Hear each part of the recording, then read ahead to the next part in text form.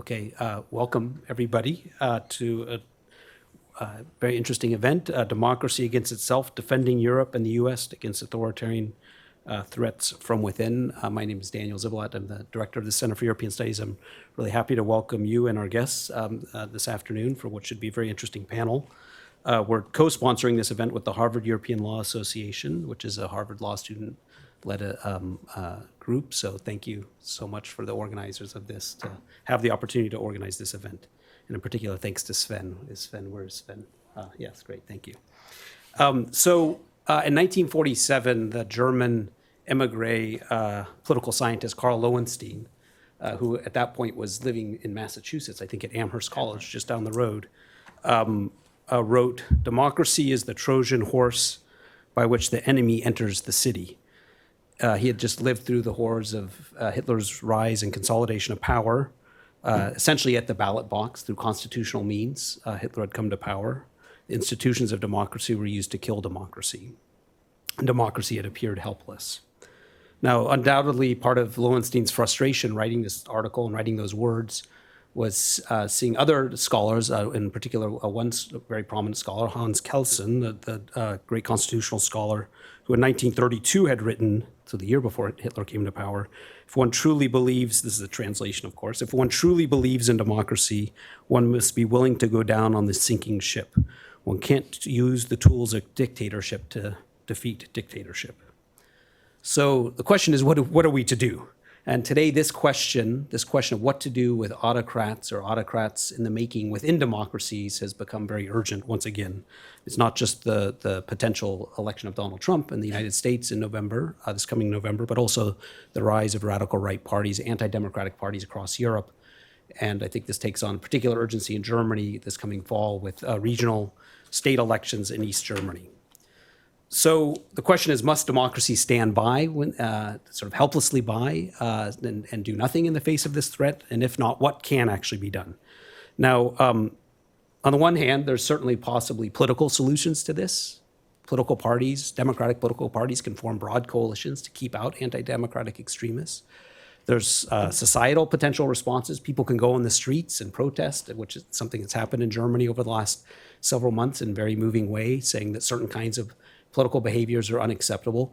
And then there's also the possibility of legal responses. And that's what we're going to be hearing about today. How can a constitution, how can the rule of law be used to defend against anti-democratic forces in a constitutional way? And how do we kind of get ourselves out of this paradox? So we have a wonderful panel. We're going to be first hearing from Christoph Mollers, who is a professor of law at the Humboldt University, and also the Wissenschaftskolleg in Berlin. And I was just asking him, argued a case representing the federal government in the proceedings to ban the far-right party, the NPD, between 2013 and 2019, so a very long process. So we'll be hearing from Professor Mollers, who we're very thrilled to have here in Boston for the first time. Our second speaker will be Till Patrick Holterhuis, who's a professor of constitutional administrative law at Leuphana University in Germany as well.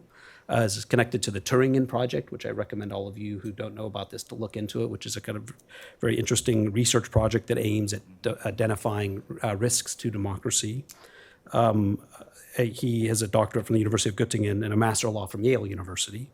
And then finally, our third speaker, commenting on the first two presentations, is Ophir Levitan, who's a lecturer in law and politics in the Department of Government here at Harvard, who teaches courses and does research on the intersection of law and politics, including the function of legal systems in divided societies. So we're happy to have all of them here and happy to have all of you here today. And I'll pass the floor over to Christoph. Thank you. Thank you very much for having me here.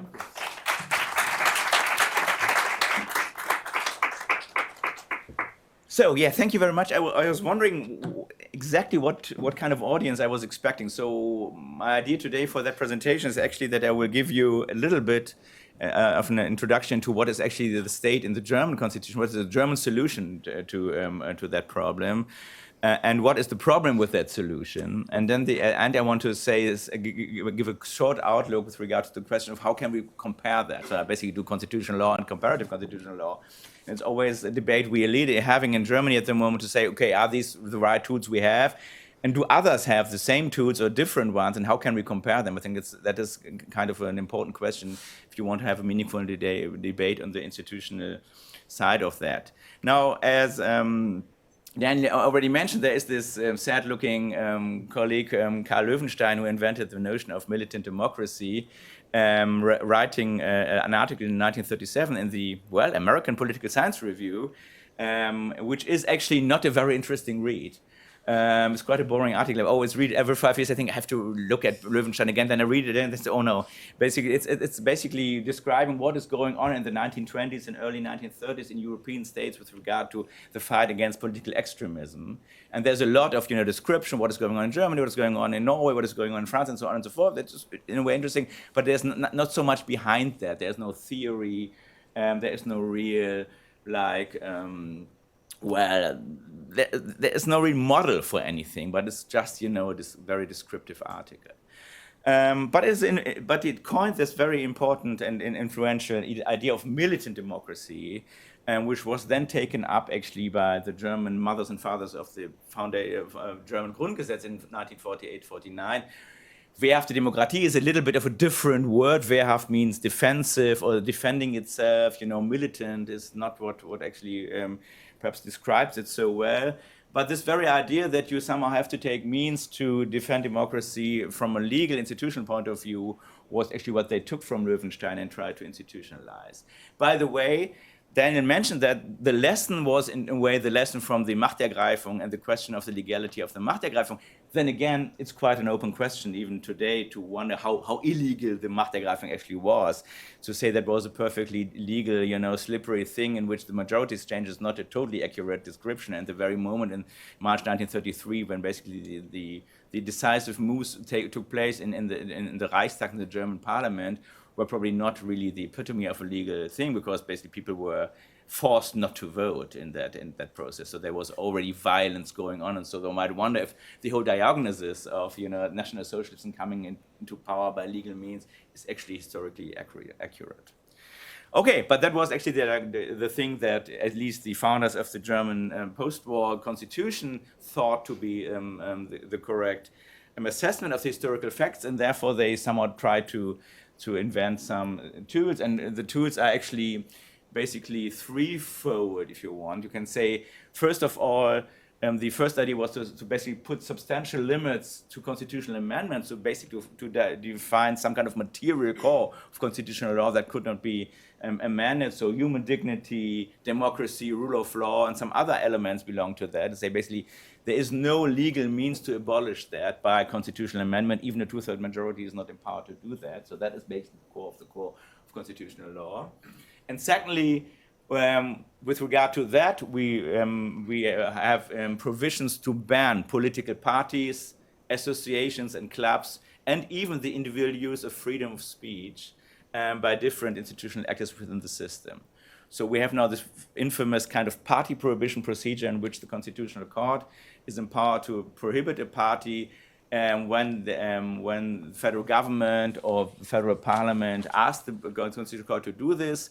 We have the possibility to prohibit associations and clubs that are somehow verfassungsfeindlich. I will come back to that notion.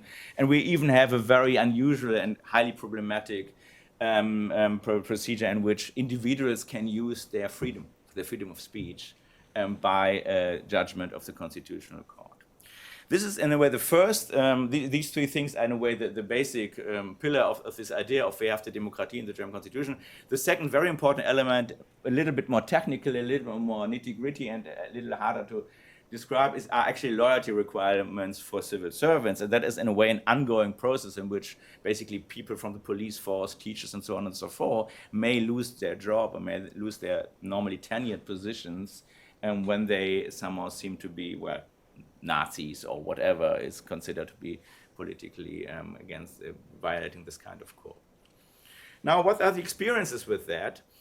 What are the requirements, first of all, to be prohibited? Well, the first is an ideological requirement. You have to represent an ideology that goes somehow against this kind of qualified core. I can say something in the discussion about what that actually means, but basically you can say anything that is basically a Völkisch concept of people, any kind of flagrant racism will probably belong to that kind of core. But secondly, and that it makes it a little bit more complicated, it's not sufficient to just have this kind of political opinion, this kind of political belief. You somehow have to put that somehow into action. You have to somehow do something to realize that. Here basically the state of the law becomes quite fuzzy in a way, because it's not entirely clear what that means, what you actually have to do to, in a way, not only have an opinion, but become in some way politically active in order to realize that kind of political program that seems to be unconstitutional. Now, since 1949, these measures or these tools have been used with different success, whatever success means, obviously, with regard to these three possibilities of bans. We had early on two bands of party, one kind of post-war Nazi party and the Communist Party were both banned.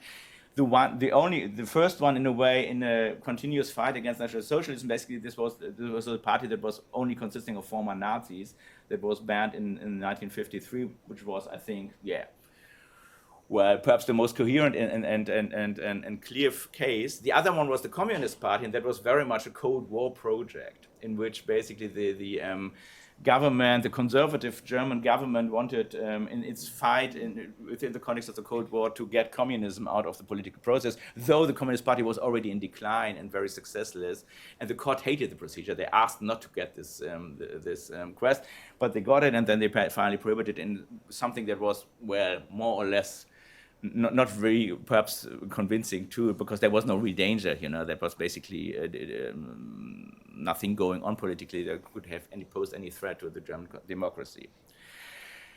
Lately, we had a procedure I was participated in, for good or for bad, in which they tried the federal government tried to have banned a little Nazi party, the NPD, which was in a way the traditional Nazi party in Germany since the 1960s.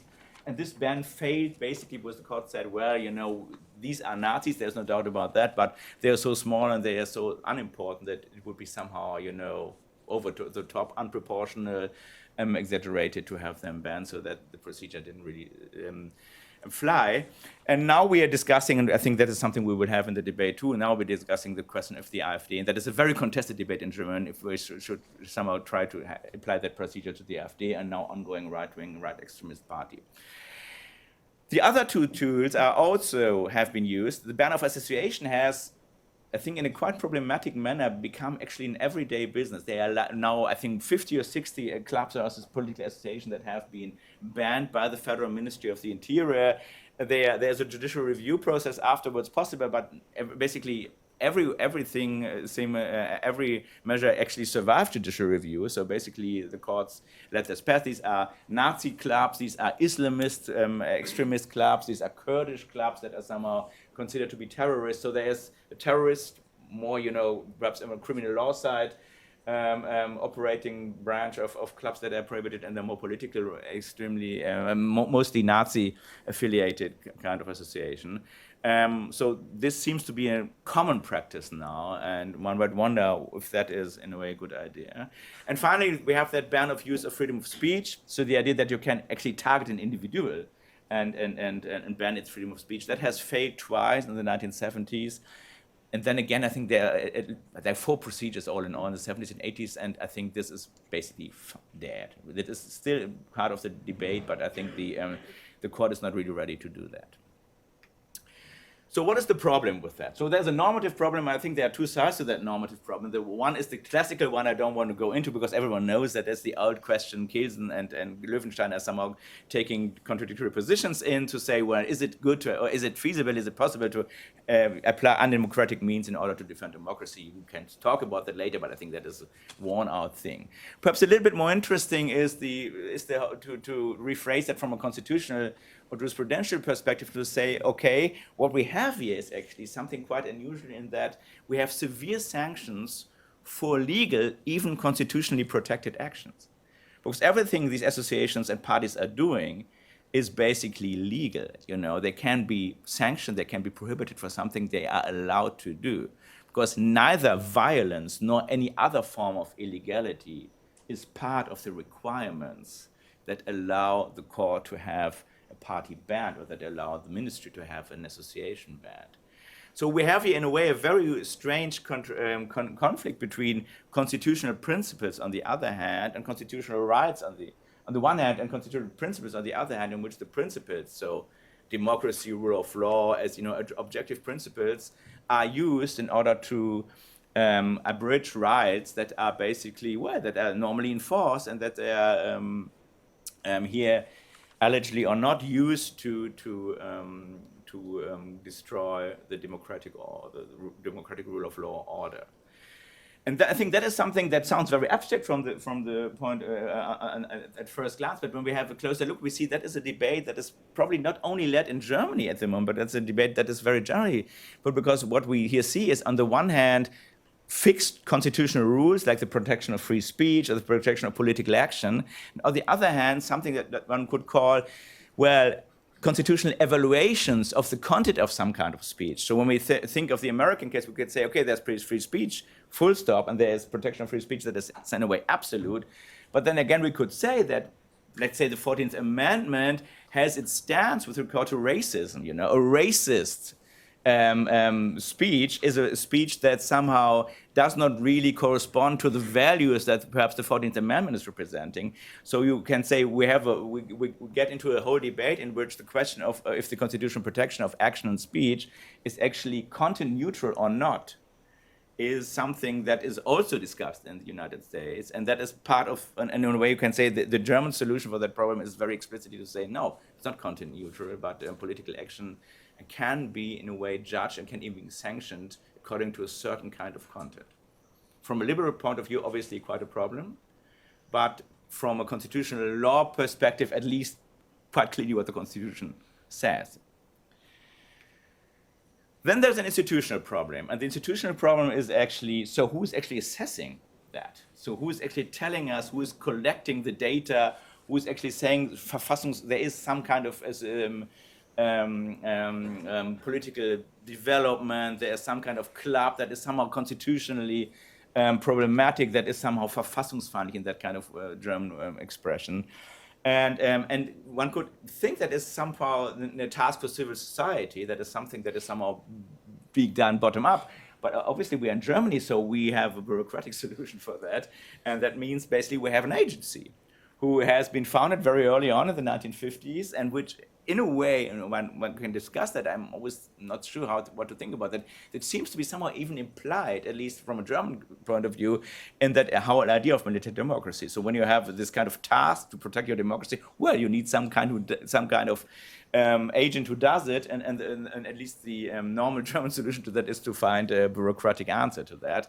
So we have a Bundesamt für Verfassungsschutz, a federal agency for constitutional protection, and that is politically dependent. That is basically just under the Ministry of the Interior and basically surveyed and under her or his orders. That cannot take any decisions. It's just collecting information, but that can collect information under certain conditions in a secret manner, so that can wiretap and so on and so forth at certain conditions. That publishes a yearly report. Can basically you get this kind of Verfassungsschutz report every year, and you can look up to know what is going on in the scene of political extremism at the moment. That has an extremely long record of transgressions and failures. Couldn't even start to tell you stories about what they did, wiretapping innocent communist students, or infiltrating ridiculously undangerous groups of political activists, and blah blah blah. So they have done a lot of shit in the last 50 years, basically.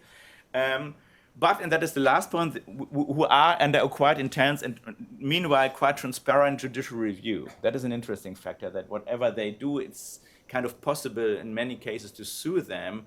And that is perhaps a more recent development of the last 10 or 20 years, that basically the courts take that now very seriously. And the whole question of can a political party, can a political group be observed by them, can they even be mentioned, this infamous Verfassungsschutzbericht, is actually a problem that is actually a question that is now a case for the courts. And we have a lot of jurisprudence now coming out with regard to that, also with regard to the AfD, which is obviously fighting in court all these measures of observation against it. And that gives a certain kind of transparency to the process that is somehow interesting. Now I'm already coming to my last point. It's questions, what do we do with that? And I try to make my presentation very descriptive. I don't want to have a strong opinion of what is going on. That is actually so far the practice we have. And there's obviously a lot of reason to criticize it, but maybe there might be some other justifications for that too. And it's interesting to see that we have a very critical debate in Germany at the moment. And this debate often argues with some kind of comparison. So, for example, we have now a very loud debate on the question if we shouldn't abolish the whole Bundesamt für Verfassungsschutz, which is kind of ironic in the very moment in which perhaps the German democracy is for the first time maybe threatened by a right-wing extremist party. Many people, especially left liberals, say basically we should kill this kind of service because basically they always mess it up. They are not really politically reliable, and we don't really need it. And one very core argument against the Verfassungsschutz agency, as well as against the this whole banning procedure for parties and associations, is actually that doesn't exist in many other democracies, especially not in classical democracies like France or the United States or Great Britain. And we are somehow having an illiberal path. We have historical reasons for that, but maybe we should leave it and get back to some kind of, real democratic approach. Now, I don't want to get too deep into, because my time is over anyhow, I don't want to get too deep into that debate, but I would just mention that when you make this kind of comparison, you probably have to have a closer look at the institutional settings in which this structure is embedded. And I would just want to mention 3 points that have to be somehow well thought about before you draw too quick conclusions of what is actually the right institutional recipe for a given constitutional order. The first one is obviously the role of political parties. In Germany, political parties are very powerful institutions. They are publicly financed. They are not private clubs, but they have a very hybrid kind of between the public and the private sphere institutionalized position. And it is not, so the whole party procedure, the party prohibition procedure seems somehow due to the fact that the role of political parties is so much entrenched into the whole institutional system of the German society, and that we cannot really compare them to merely private associations. That is one thing that one has to think about. What is actually the role of political party when you wonder about how political extremism could be treated? The second element is actually the question of the police force. Obviously, there is no, Bundesamt für Verfassungsschutz, there is no federal agency for constitutional issues in the United States or in France, for example.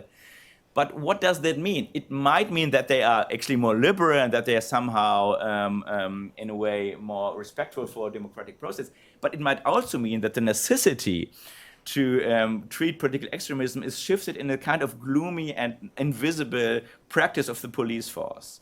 Obviously, J. Edgar Hoover's FBI, was not permitted to, wiretap Martin Luther King or so on, but they did it. And the same observations we can make very clearly with regard to the French case, in which there has been supervision. We know that, for example, of the Le Pen party and the right wing, but that is always, but that never really comes to the fore. While in the German system, at least one can say the way it is done is through this kind of extremely German legalistic formalization of the process, relatively transparent, and the information you just get from reading the judicial opinion, the judgments of the administrative courts with regard to that process is perhaps much more than you would ever get in the US or in France with regard to the political role of FBI, for example, in fighting extremism.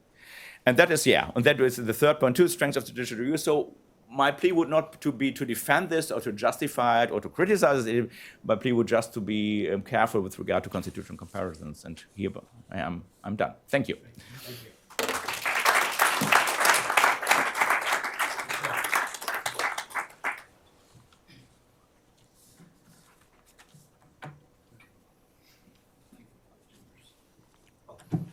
Yeah, they do it.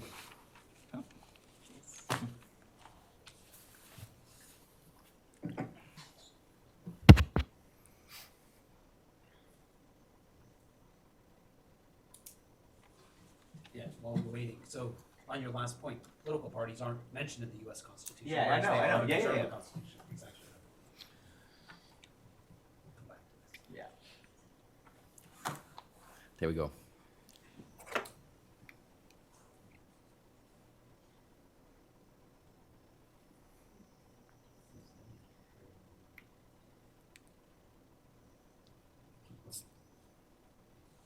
Everything all right?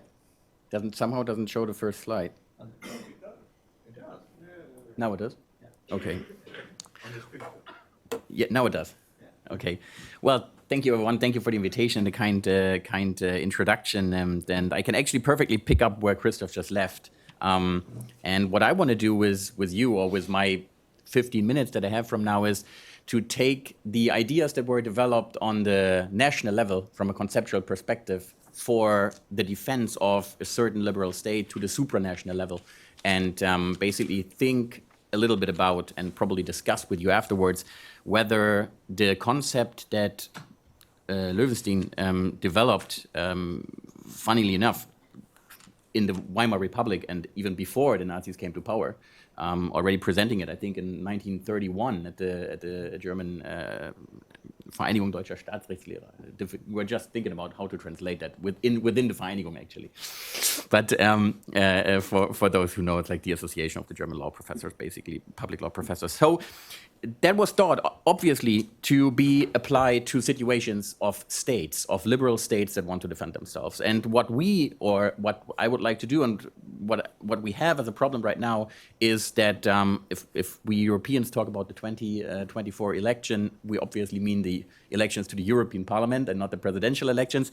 I want to talk a little bit about the upcoming 2024 elections to the European Parliament with you guys. And an important thing that somehow sets the scene for my point, or my conceptual / doctrinal approach to this problem, is that what we see in the polls right now for our election in June, that we see a quite intense shift to ultra right-wing and Eurosceptic anti-European parties in the polls. And I just brought like two newspaper pieces that you can easily look up. There's the studies going on right now. The European Council for Foreign Relations did a huge study on predicting how these shifts are going to happen. And if you look at the seat distribution on the right-hand side, you can see that in particular the party Identity and Democracy, European Party. I'll get back to what a European Party actually is, which is basically in this somehow a political group that forms within the European Parliament of different national parties that go to the European Parliament. But they'll basically add 40 seats. Like basically everyone else loses, and the Identity and Democracy Party, which really contains the worst parts of the right wing, the ultra right wing. Right. That would be this color. the dark blue, and then there's the lighter blue over here. That's the European Conservatives and Reformists. I actually brought a couple of quotas from these party leaders, or the people who are working within these parties actually are members of European Parliament already, which show that these right-wing shift that is going to happen most likely actually has, or actually is going to have quite an intense impact on the work of the European Parliament. And if you know how Europe works, the European Union as such, and what powers the European Parliament has nowadays, it is an established power within the institutional structure. It's one of the two chambers that does the European laws. It does the budget and so on and so forth. And there's multiple way to basically hinder its work, and therefore obstruct work of the European Union, but also to use the European Parliament for an anti-liberal, anti-EU value policy. And if we look at what I would call the threats that come from this shift, I would basically separate between two different threats. One is the anti-EU value threat, so basically the idea of working against the fundamental values of the rule of law, human rights, and democracy to an extent. And I just brought you a quote from Mr. Waszczykowski, who is a member of Parliament of the Peace Party, part of the ECR. So the lighter blue part. By the way, Fidesz, which a lot of people would probably consider right wing as well, was part of the European People's Party even. So we see a pretty big chunk of real right-wing parties in that regard, in that members that group within the parliament as well. So you can tell that there's, I mean, we're not talking about the ultra right-wing majority in the parliament yet, but we're talking about possible ways of obstruction that I'm getting back to. So he said, and I quote this, if the world necessarily had to move in just one Marxist direction towards a new mix of cultures and races, a fight against all forms of religion, this no longer has anything to do with traditional Polish values. And I think only by establishing this particular thought, you can say that this is by far and so clearly anti-European value that one can imagine what their policy might be. Since we're not in militant democracy, not necessarily talking about a situation that already happened, but to hinder a situation and be taking preemptive measures. But I'm coming back to that. And then there's a second thread that is important for my little presentation, and that is we have to separate this anti-EU value approach that talks of races and cultures and the rescuing the ideas of religion and so on and so forth, even for people who don't want to have to do it, don't want to have anything to do with that, is the idea of obstruction, which is the Eurosceptic aspect of this right-wing movement to an extent, which is not about destroying the values, but destroying the EU as such, because it is considered an anti-sovereign entity that basically hinders sovereignty of the nation states, and is a kind of a right-wing project as well. But it works differently because it works with obstruction. It works with hindering the work of the parliament and as of the European Union as such, basically. That it aims at destroying the European Union. And two quotas that I brought in this regard from the AfD, the German, which is part of this identity and democracy political group within the European Parliament, is the Höcke, guy from Germany in the AfD, who's now running for office in Germany in Thuringia. That he said this EU must die so that the true Europe can live. Or if we look at the 2019 program of the AfD, basically saying we want to abolish the undemocratic EU Parliament. So this shows there's really two different directions in which these right-wing movements go that we see and that will most likely gain a lot of power in the next election. So what would be the usual response to a situation in which a liberal order, which the European Union definitely considers itself, is potentially attacked by ideas of that go to the core of the liberal structure, so to say, of the European Union. So the general response would be considering militant democracy. So the idea of defending, and I think Christoph already talked a little bit about that. So really considering the EU as a liberal order that is enabled and by its very structure as a liberal order, automatically or naturally prone to anti-liberal attacks, to enable this liberal order to preemptively defend itself against these attacks by, and that is the militant democracy paradox, so to say, by illiberal means. And as Christoph said, that's probably the old discussion when it comes to militant democracy. But it's I think, with respect to the supranational level, it still is one that one can discuss. So the typical instruments already were discussed: constitutional entrenchment, even forfeiture of political fundamental rights, and banning, disqualifying, impeaching of individuals, associations, parties, in particular from participating in the political process. So this is the usual response that we would consider, and what I want to talk a little bit about right now is the question to what extent this general concept that was obviously designed for an application within the nation state in the early 20th century can be applied to liberal orders beyond the state, so to say. In this regard, a supranational entity like the European Union. And I would not even stop at supranational militant democracy, but also at the term horizontal. Why? Because we really have to distinguish it from the vertical supranational militant democracy aspect, which takes place within the European Union right now. If we consider the rule of law backsliding in Hungary and Poland, for example, even Romania was on that way, and that there we really find these typical federal mechanisms of enforcing certain structures, the Article 7 procedure under EU treaty you probably have heard about. There's infringement procedures under European law against certain member states that violate these particular rules within their national legal orders. And we lately introduced like basically a budget conditionality mechanism with which we can cut funding for states that would not adhere basically to the fundamental values of the EU.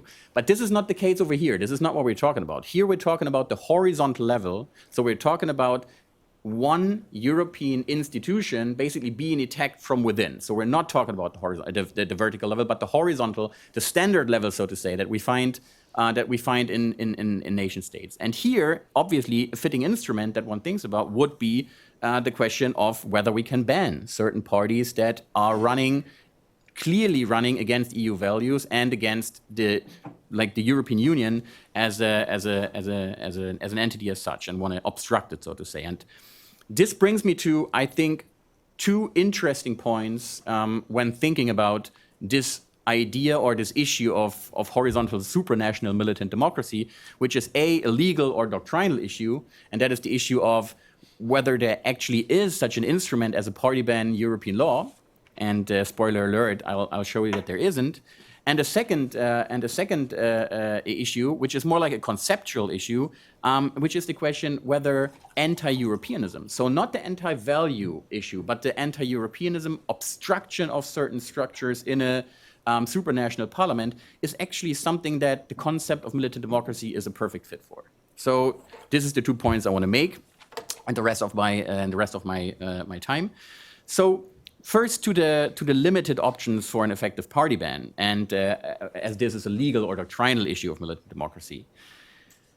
First of all, it is important to understand how the elections to the European Parliament actually take place. One would assume that there's like European parties and that the European citizens vote for them and then they go to the Parliament, but it's not like that. So the European Union didn't establish a unified EU-wide electoral system yet, but until today, the different seats that are basically given to the member states are decided upon by national electoral systems, and they'll decide for example, 96 seats that Germany has. There's a totally separated national legal system to vote for this 96 seats, and then Germany basically puts these 96 members of parliament into the European Parliament. So the result of that, obviously, is that there's no genuine European party system, or European parties which are participating in this election, but it's 27 different electoral systems. It's a very, very high number of various different national parties for the European Union, so to say. I think yesterday the German association or the German agency that looks after allowing these parties to run allowed like 33 parties to run for the European election in June. So that's only in Germany, and that means that although we have European parties, and I'll talk about that in a second, on the European level, eliminating the threat with a party ban instrument, which we don't have, by the way, which would basically mean that we would need to ban, I don't know, like 200 parties or 100 parties all over Europe. So in the national jurisdictions, and it would be national sovereignty, national sovereign aspect. Actually, it's from my perspective actually a quite interesting question under German constitutional law whether the idea of a German party running for the European Parliament would be something that could be prohibited under German constitutional law, but that's a different constitutional question from a German perspective. However, what I want to tell you about this limited options of an effective party ban is that there is European parties in that sense that when these national parties go to the European Parliament, they kind of group up as political parties, and they are able to register European parties under the EU regulation on the statute and funding of the European political parties and European political foundations, the EU party statute, and for that they get funding.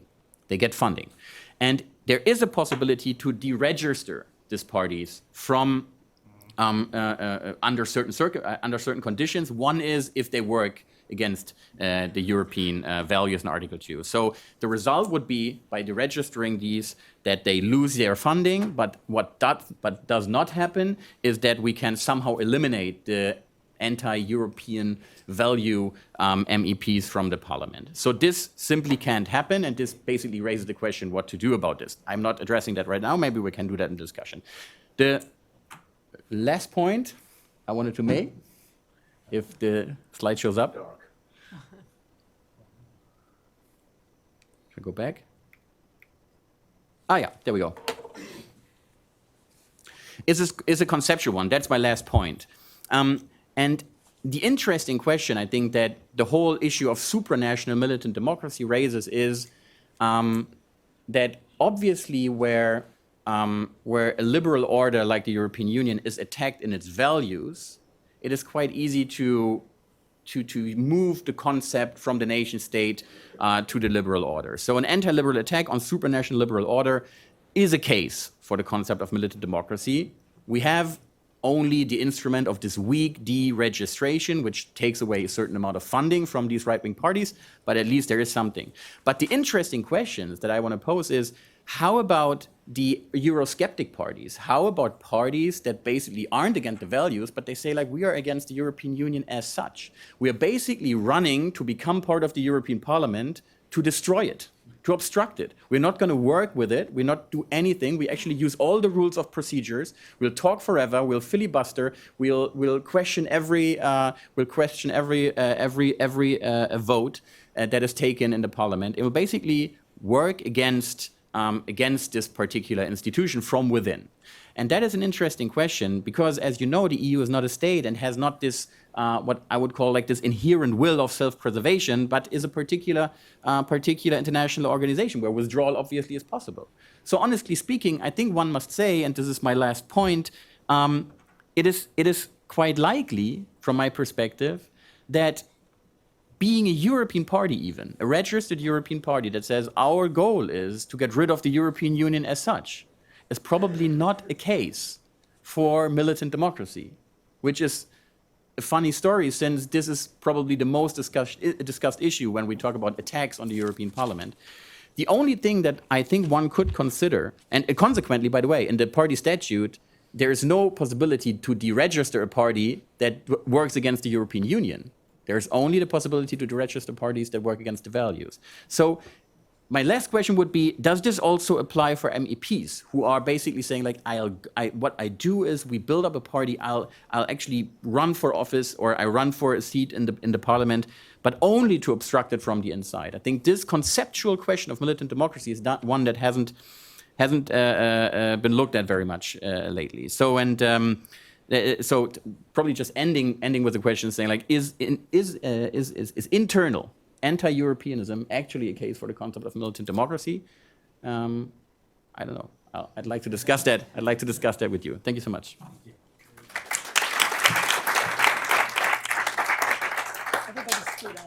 Yeah, please. You don't have PowerPoint though, right? No, I don't. I'm going to close this. Okay, let me close this.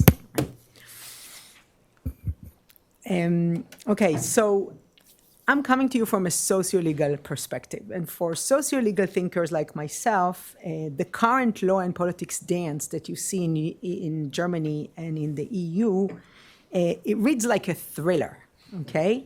Because you have a report about a far-right secret meeting near Potsdam, too close to comfort both geographically and ideologically to the Wannsee Conference.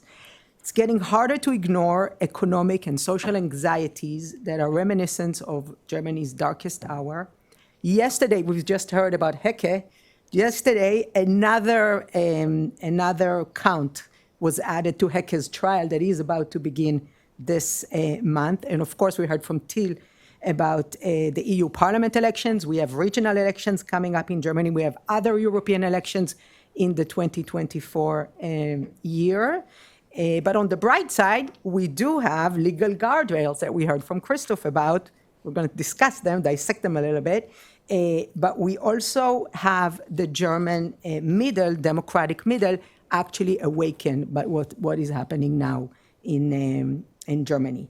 So are we or are we not on the verge of what Mark Twain said, history doesn't repeat itself, but it often rhymes, as the story of the 2024 European elections with an S. Our esteemed panelists illuminated for us the theory around militant democracy, and we saw that it is far from simple and it's not uncontested.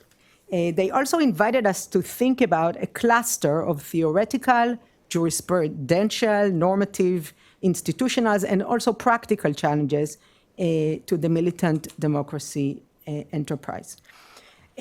But I think I'd like to focus my humble contribution here to take it a step further and to talk about the emerging and I think quite acute 21st challenge to the 20th century challenge that we've heard about militant democracy. I think, Christopher, I read that you called it the paradox of democracy in one of your, I think so, but Goebbels called it the joke of democracy. So that's and I trust that many of you recall the 2016 Cambridge Analytica scandal that brought about Brexit for some and Trump for others. And the Cambridge Analytica model and scandal happened in 2016, preceding anything of the large language models that we see today that are empowering all these social platforms that are used. Now, so I want to do three things very shortly. I want to first explain what is the democratic threat in digital platforms. What kind of democratic threat digital platforms offer in the context of Europe today? Can the concept of militant democracy give us a lens to actually think about this threat? And finally, why I think from a socio-legal perspective, the current legal guardrails that we have may prove wanting. Okay, so what is the democratic threat from digital platforms? We know from the work of Shoshana Zuboff, actually here at the Harvard Business School and others, that social media algorithms are designed to amplify misinformation and to spread hate speech faster than it spreads true speech. The business model of digital platforms like Facebook, X, Instagram, you name it, is to maximize engagement, maximize user engagement. And that's achieved better when it's spreading extreme content, because extreme content actually is shared more and draws more reactions. So cleaning up platforms from Nazis actually undermines the profits the tech giants can make from these social networks. The more conspiracy, the more lies, the more hate, the larger their wealth. That is the business model, which means that in the 21st century, we gifted extremists the digital infrastructure to threaten democracy. And over the last few years, we didn't only gifted that in the early 21st century, we augmented it with artificial intelligence, with AI, are now powering those platforms. So if you are following social media on the last two wars that are now verging in the world, you can see that really playing every day. Now, at this point, the AfD that you have heard about is not only much savvier than any other party in Germany, it's actually a mega star on TikTok. It's actually what is called a mega influencer on TikTok. And as we heard from Christoph, the 20th century party bans were the big thing. I think the big thing for the 21st century is digital governance that is added into the militant democracy toolbox. Now, my next observation may actually come as quite as a surprising thing for a European audience, but the American regulatory structure on digital platforms is an oxymoron. I mean, saying American regulatory structure is an oxymoron. Why? Because on this side of the Atlantic, we are motivated by market economy and we are motivated by the First Amendment, and we stick to a hands-off approach to regulating AI. So we have Section 230, if you heard about it, of the 1996 Communication Decency Act, that shields internet platforms from content liability. We have antitrust laws, but they are weakly enforced against tech giants. The number of our federal data privacy laws is precisely 0. And the Supreme Court so far largely shields tech companies. So the law and politics dance on this side of the Atlantic can be described as follows. We have regularly tech giants subpoenaed and actually a bipartisan Senate committee hearings. They're grilled on the harms that they're causing to the American fabric, but ultimately nothing, legal nor illegal nor extra legal, is done. But the question for Europe is different because Europe does legislate. Can militant democracy, that concept, that doctrine that we've heard about, respond better to digital threats? Now, in a partisan political environment, everything Christoph said we can take and actually put, instead of parties, we can put digital platforms. It's the same kind of arguments. But I want to make a shout out to Hans Kelsen, because Harvard Law School didn't give him tenure. Did you know he was skipped over? So we can make an argument along his lines by saying, okay, limiting social media platforms can be seductive for incumbents to curtail democratic competition. And I'll take everything Christoph said and put social media, and I won't waste my minutes. No, okay, now, so how has the EU and Germany addressed this dilemma, this paradox that they have? Anu Bradford's book, if you've heard about it, Digital Empires, it offers a very helpful prism to describe what's happening. So if the US is the market-driven empire and China is the state-driven digital empire, the EU is the rights-driven empire, okay?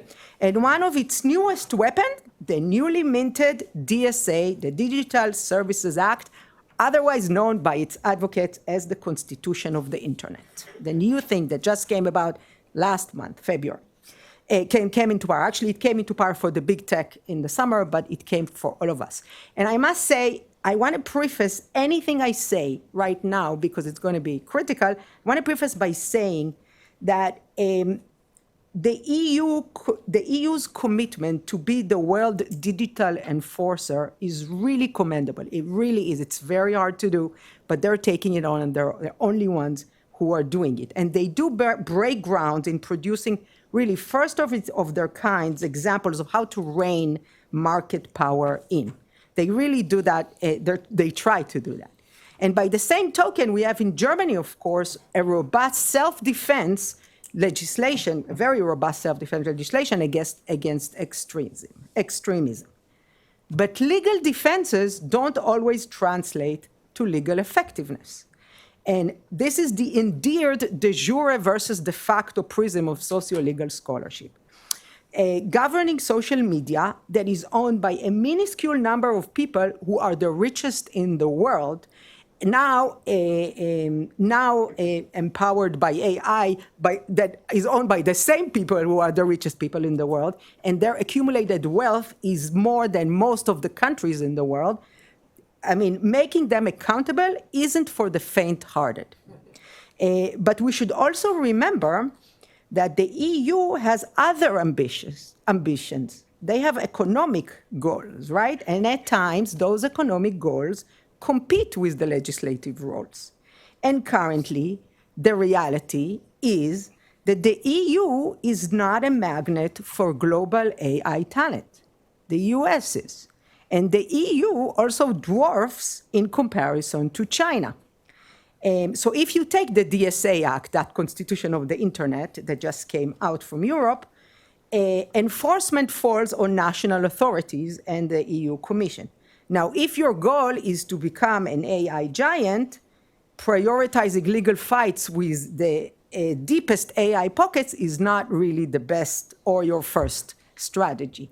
It's not also a great strategy if Europe wants to address the economic woes that are actually fueling the far right, right?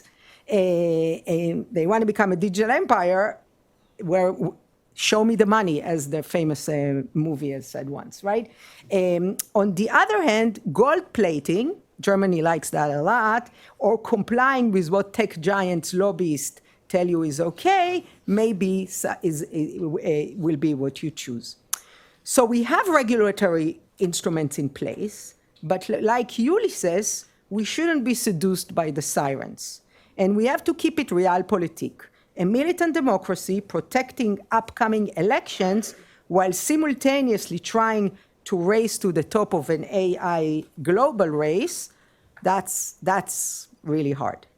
That is not to say that I don't have hope. I do. I started with Twain, so I'll end with Seamus Heaney.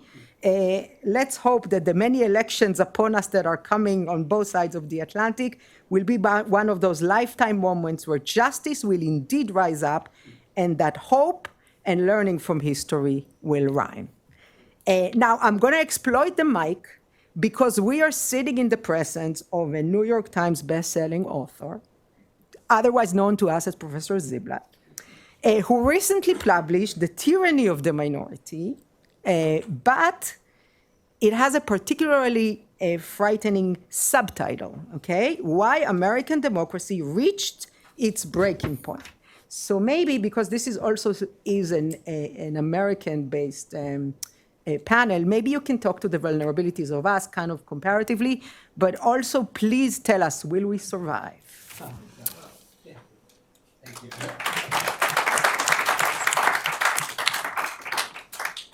Great, thank you very much. I'm now going to use the prerogative of the mic. I'm going to use the prerogative of the chair to not answer your question right away. But I would like to open it up because I think the audience has been patiently waiting. And I think we're officially supposed to go to 3:15, which strikes me as possibly a little early. So we may go a few minutes later, if that's okay. If people have to leave, feel free. We'll maybe go to 3:20. Let's see how the conversation goes. So open it up, open the conversation up. I know I have lots of questions and comments, but.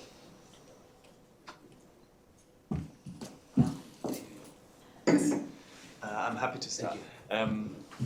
So lately or recently, the Supreme Court of the US came down with the decision, the Trump decision, the big Trump decision of invoking the 14th Amendment, Section 3. And I've read quite a lot on it, but the term militant democracy was never really mentioned. So it's kind of interesting that, at least from my perspective, there is no real place for the discourse about militant democracy in the US in much of the scholarship, although, as Professor Möllers and Professor Rother who pointed out, it was an idea that was invented in the context of the US. So what's your perception of the debate on militant democracy in the US? Yeah. To Dan. To everyone. Well, historically, it's quite obvious that the 14th Amendment is a 19th century piece of constitutional law that, in which, I mean, with this idea that you can basically protect political process by constitutional law, is not really what it is about. It looks rather like a criminal law approach, more or less. You know, it's in a common law system, you devise a rule that somehow gives a sanction for political leader that is, from its content, like constitutional protection, but it doesn't really. There's another idea of how law operates behind it, more of a criminal law idea, I would say, and therefore I think that's this whole militant democracy idea that you can somehow cage or protect the political process from itself by really institutionalized legal means is very much an idea of the post-World War I world, and you wouldn't really find it before. And therefore I think this framing is somehow different. And then I always would say that the Supreme Court of the United States would never really interpret a 19th century constitutional provision of the United States in the light of a 20th century European invention, for many reasons. So that is just not how they do that. Yeah, I mean, there have been articles written, like there was an article in the Atlantic making the case for this, using the militant democracy framework. So intellectuals, academics, commentators, but you're right, I think in the legal debates that hasn't played a role. But so why do you say, though, that it's criminal? I mean, the Section 3 essentially says if you've engaged in insurrection, you can't, and you've taken an oth to office. Because insurrection is basically, is a crime. Well, yeah, this is. Yeah, it's not, it's like we have a big debate in the 19th century in European states too. What does political responsibility mean? And very often it's still framed as a criminal problem, like the prime minister who acts illegally has to be somehow put for some tribunal. And then very slowly this idea of parliamentary political responsibility shows up. And we get this out of the sphere of criminal law or general law, and then constitutional law comes up. But this kind of constitutional law is an invention of post-World War I world. And I think this is in some ways part of the confusion was that there was the Secretary of State of the state of Colorado felt no need to pursue any criminal investigation of whether or not Donald Trump had engaged in insurrection or not. It was essentially her judgment that he had, and so she was going to remove him from the ballot. And that was never to fly. From a purely legal point, that was somehow. Yeah, so I think, but I think there is some effort underway. I mean, my sense is that there's Democratic members of Congress who regret now not having passed federal legislation to allow for some more militant democracy kind of response to this. And I think they probably will. I think, somebody like Jamie Raskin is somebody who would be very interesting, to have him hear you guys. Because I think he has the idea that this is something that Congress should have done, and I'm not quite sure what they could have done, but to allow for some mechanism to go from this abstract constitutional principle to some actual action. So Maybe just to add, from my in my impression, I think the whole debate of militant democracy is to an extent really in conflict with the overall debate of what role of the constitutional court within a certain political structure, and obviously the whole discussion in the US on judicial activism and the question of political question doctrine and so on are in harsh contrast to an idea of a constitutional court, of the Supreme Court, basically banning parties. I mean, if we would talk about the German threshold for banning a party or not letting someone run for office, I mean, violent revolution would definitely be enough to buy a party, and here the court basically says, like, I'm stepping away from that. Even that wasn't enough. I mean, there's different opinions on whether it actually was that, but it really goes to this very particular question of the role of the constitutional court within this whole process of militant democracy, and I think it's just under a different keyword, so to say, that it is discussed in the U.S. Obviously, there is this discussion, right, on whether there should be a certain red line. Yes. But I think there's multiple. Yes. Yes, I just wanted to let you know that there was a discussion in the United States in the early 20th century. You're saying it's after post-World War. So we had a case called Schneck. I was just looking for that. I don't remember where this issue came about, Schenck versus the United States in 1919. That was around that time. That is the congressman who was evicted from Congress Right. because he was a communist. Yes. So we had that conversation taking place, and the issue of militant democracy did it's a come funny case. up, but by 1969 we had Brandenburg versus Ohio, and that was complete, and it went to the clear and present danger. So there was a little bit of a conversation in the early 20th century, even in the United States. Yes.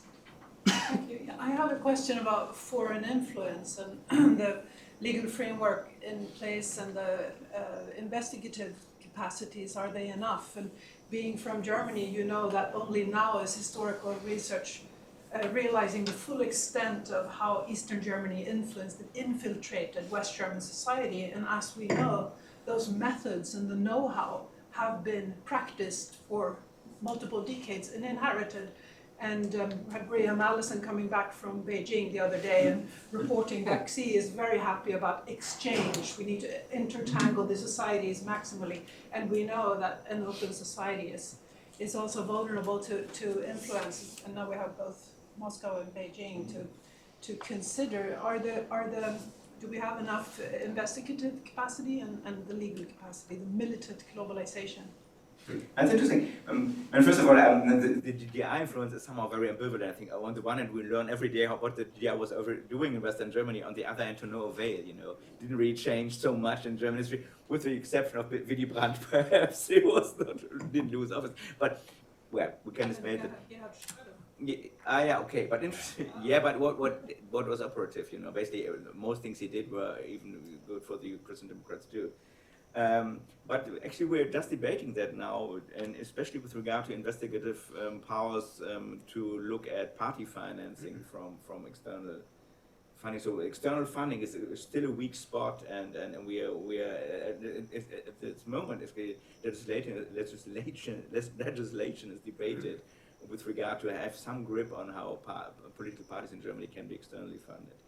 Politically, I must say, probably that is the weak spot of the AfD, because we have, as I said, we have a big debate on if the AfD should be prohibited, if it could be prohibited, but the Russia connection is something that is probably much more dangerous in a party prohibition procedure for several reasons, because in a way, even the court is much more hesitant to review that. Because that is an old story that all courts are much more hesitant to review external affairs in general, and especially with that. And then, you know, it's in a way a new aspect that we hadn't had so far in the other party prohibition cases. And therefore, I think this would be, it's probably the most threatening argument for the party. Yes. So I'm as worried as anyone. The question with the concept of militant democracy is that constitutions tend to be a prophecy. Yes, we know what are the principles that will guide us, and especially if you make a prophecy that cannot be changed anymore. And we know that no moral system, let alone political system, is free of internal contradictions. And eventually, whatever protections you have, and in the US, people were actually, until the '69 rule, put in jail. And when I was naturalized in the late 80s, I had to declare that I'm not a communist. So this banning of political parties is practically still here in one way or another. And if in the European Union, the stark blue and the moderate blue are an enormous chunk, would you bend them? And then they can live. Britain did it. So I think a principled forever constitutional solution is an impractical one, and as in Germany, the court said that's very nice that it's in the constitution, we just don't apply it.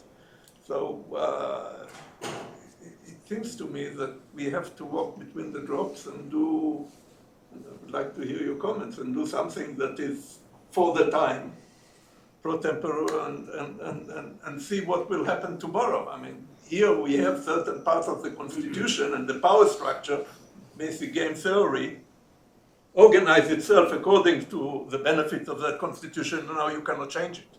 For example, state contribution to elections of presidents. Yes?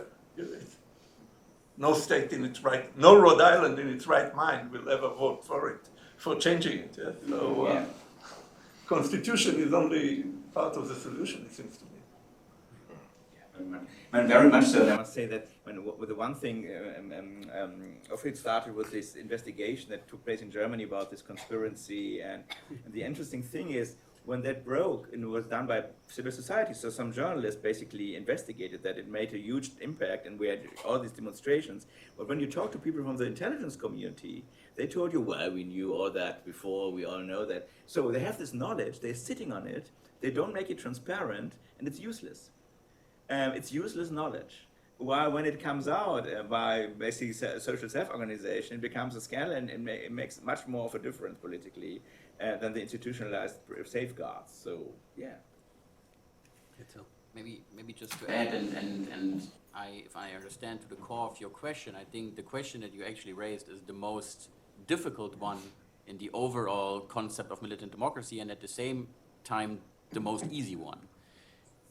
Militant democracy, if applied as a concept to a legal order, assumes one thing: liberal order is right, and it is ethical. It is right to defend it against fascist, illiberal orders or whatever. So I think one has to accept that to even start talking about militant democracy as militant democracy, not militant fascism or whatever, but militant democracy.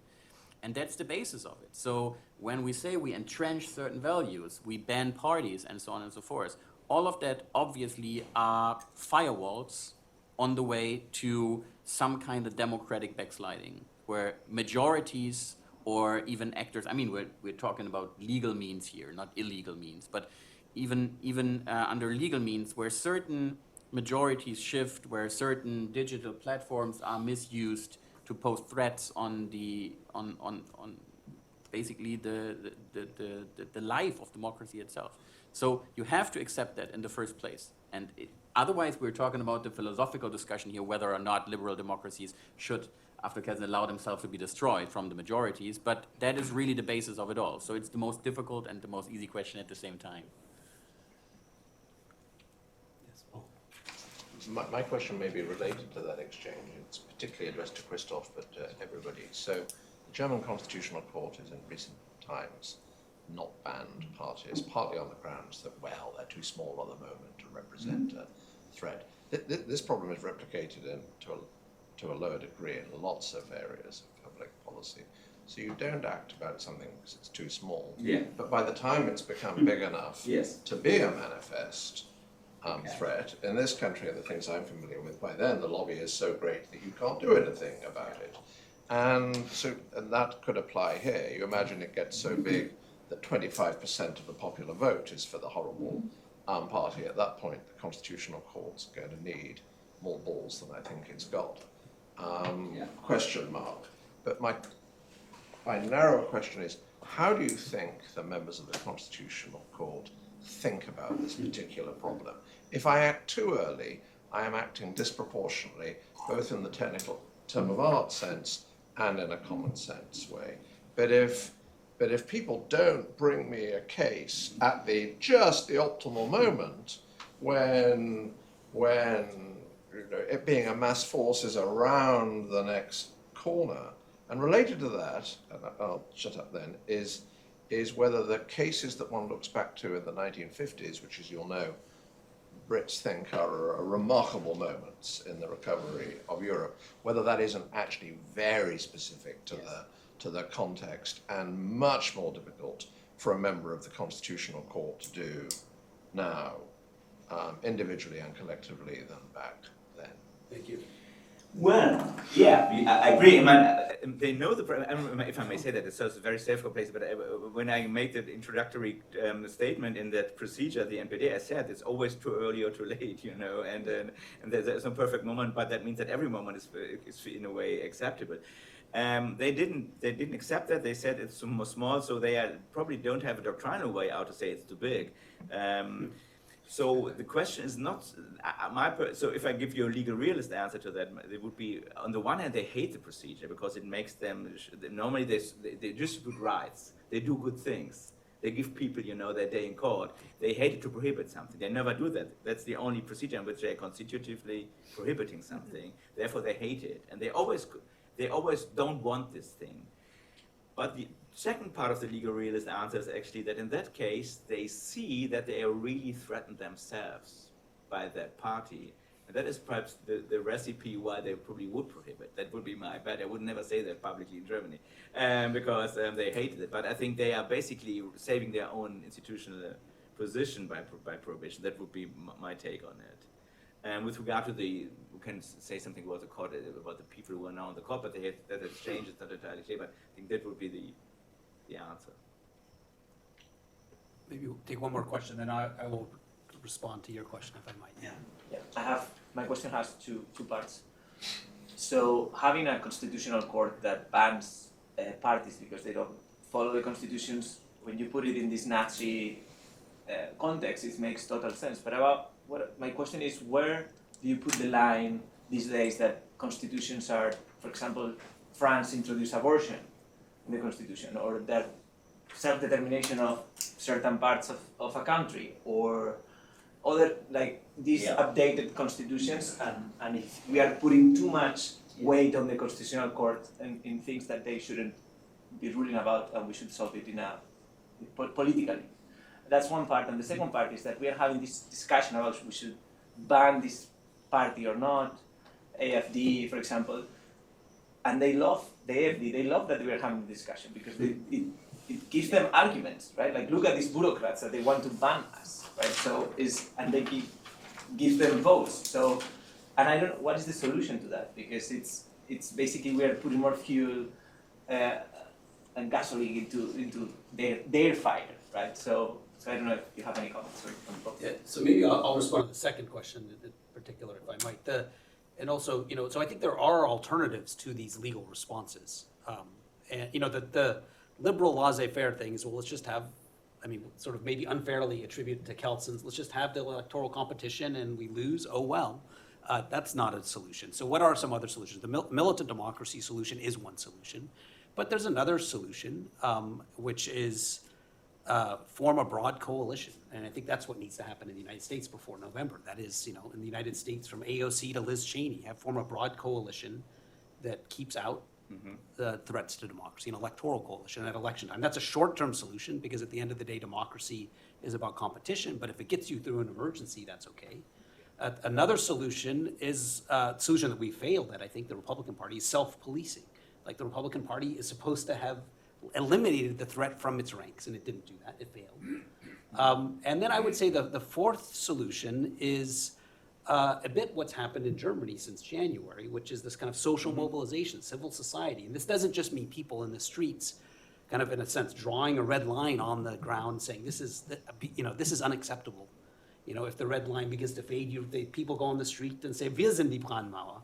That's important, I think. But also, even just as important, is the organization of civil society groups. So the Association of German Bishops, I guess, came out and made this statement. 64 bishops saying, you know, it's unethical to vote for parties that, you know, engage in this kind of hate rhetoric and so on.